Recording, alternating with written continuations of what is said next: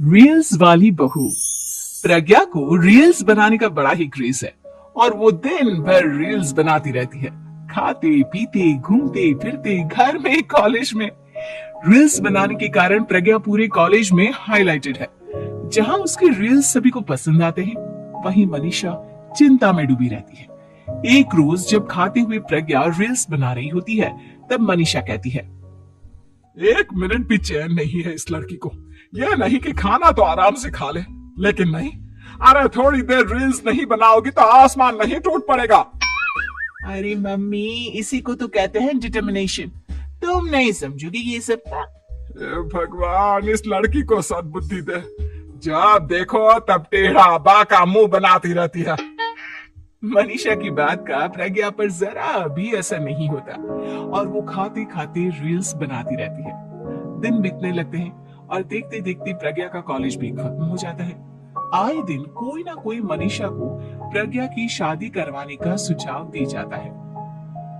सब ठीक ही कहते हैं, प्रज्ञा की शादी कर देनी चाहिए। अपने घर के कामकाज में व्यस्त हो जाएगी तो खुद ही ये रील्स और नाच गाना बंद हो जाएगा। मनीषा और प्रेम प्रज्ञा के लिए एक अच्छा लड़का ढूंढने लगते हैं और तभी विकी का रिश्ता प्रज्ञा के लिए आता है, जिसने प्रज्ञा को उसकी रील्स देखकर पसंद कर लिया था। अगले दिन विकी अपने माता पिता के साथ प्रज्ञा के घर पहुंच जाता है और प्रज्ञा साड़ी पहने हाथों में चाय की ट्रे लिए उनके सामने आती है। जब विकी को पसंद है तो हमें भी बहू पसंद है। बहन जी, आप बारात की तैयारी कीजिए। एक बार लड़का लड़की अकेले में बात कर ले तो अच्छा रहेगा। हाँ हाँ, क्यों नहीं। मनीषा विकी को प्रज्ञा के कमरे में भेजती है, जहाँ प्रज्ञा पहले से ही रील्स बना रही होती है। तभी विकी कहता है, आ गए आपके साजन जी। हमारे साथ ये रील्स कंप्लीट करती तो और भी अच्छा रहता। अच्छा जी, अब आ ही गए हैं तो बना ही लेती हूँ आपके साथ। दोनों मिलकर रील्स बनाते हैं। जब वी मीट और तुरंत पोस्ट भी कर देते हैं। फिर विकी कहता है, जब आप साड़ी में चाय लेकर आई तब मुझे लगा कि कहीं मैं गलत घर में तो नहीं आ गया। अब सही है। दोनों की शादी पक्की हो जाती है और शादी के दिन भी प्रज्ञा रील्स बनाने से चूकती नहीं। यहाँ तक कि बारात के समय भी नाचते हुए रील्स बनाती है। सभी लोग प्रज्ञा की तारीफ के पुल बांध देते हैं और प्रज्ञा नाचती गाती अपने ससुराल चली जाती है। सब कुछ अच्छा चल रहा होता है। प्रज्ञा यहाँ भी दिन भर हर चीज की रील्स बनाती रहती है। लेकिन कुछ दिनों के बाद जब सुनीता कहती है, बहू, ये रील्स के साथ साथ कुछ काम भी कर लिया करो। वैसे तुझे और क्या क्या बनाना आता है?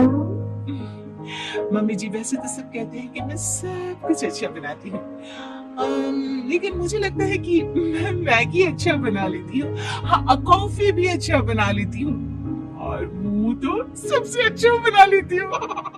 हैं? अच्छा अच्छा।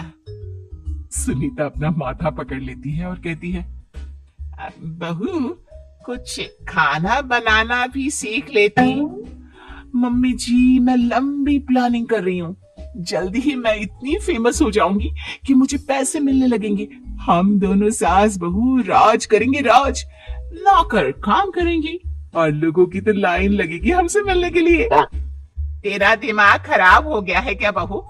हंसी मजाक तक ठीक है, लेकिन इस तरह घर नहीं चलते। जितना जल्दी हो इस घर के तौर तरीकों को सीख लो। प्रज्ञा मुंह घुमाकर चली जाती है और तुरंत उसी वक्त एक रील बनाती है। ये देख सुनीता का गुस्सा 7वें आसमान पर चला जाता है और विकी के घर आते ही सुनीता उसे सब कुछ बताती है। विकी भी अब प्रज्ञा की इन हरकतों से परेशान हो जाता है। तुम टेंशन मत लो मम्मा, मैं देख लूंगा। विकी कमरे में जाता है तो देखता है कि प्रज्ञा रील्स बना रही है।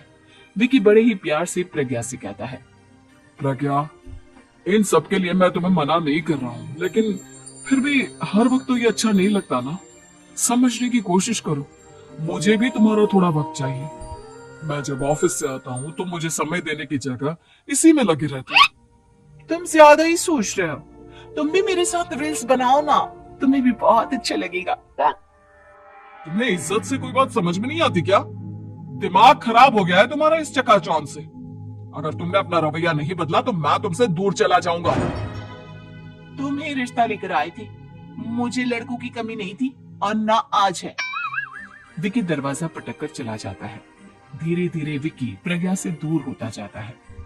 एक रोज मनीषा प्रज्ञा के ससुराल उससे मिलने जाती है। तब सुनीता उससे कहती है, बहन जी अब आई हैं तो कुछ दिन यहाँ रहकर जाइएगा, आप ही का घर है। हाँ मम्मी, बहुत दिन हो गए तुम्हारे साथ एक भी रील नहीं बनाई मैंने। प्रज्ञा तुरंत अपने फोन में रील्स ऑन कर लेती है। ये सब मुझसे नहीं होता, तेरा ये भूत अभी तक नहीं उतरा क्या? बहन जी आप कुछ कहती नहीं क्या इसे? जब आप ही कुछ नहीं कर पाई तो मैं कर ही क्या सकती हूँ, सास तो वैसे ही बदनाम है। शाम को घर की लाइट चली जाती है और मनीषा प्रज्ञा से कहती है, मेरे घुटनों में बहुत दर्द हो रहा है, तू लाइट का कुछ इंतजाम करना बेटा। अच्छा कैंडल जला देती हूँ मम्मा। प्रज्ञा गाते हुए कैंडल जलाती है और खिड़की के पर्दे के पास रख देती है। मनीषा जिसे बहुत दर्द हो रहा है वो सो जाती है और प्रज्ञा हमेशा की तरह अपनी रील्स में लग जाती है। उधर कैंडल की वजह से पर्दा आग पकड़ लेता है और मनीषा के कमरे में आग लग जाती है। बचाओ, कोई है, बचाओ! सभी भागते हैं और विकी कमरे की आग बुझाने में लग जाता है, लेकिन तब तक मनीषा आधी जल चुकी थी। मनीषा की हालत देख प्रज्ञा रोने लगती है। विकी मनीषा को तुरंत हॉस्पिटल ले जाता है और उसे एडमिट कराता है। विकी प्रज्ञा से कहता है, देख लिया ना, तुम्हारे इस नाच गाने की वजह से आज तुम्हारी माँ की जान जाते जाते रह गई। अब पता नहीं तुम और क्या चाहती हो। उधर डॉक्टर कहते हैं, इनकी हालत बहुत नाजुक है, आधे से ज्यादा जल चुकी है। प्रज्ञा रोती हुई मंदिर में जाती है और भगवान के आगे जाकर कहती है, भगवान मेरी माँ को ठीक कर दो, मैं कसम खाती हूँ हाथ से ये रील्स बनाना छोड़ दूंगी, बस मुझे मेरी माँ वापस मिल जाए।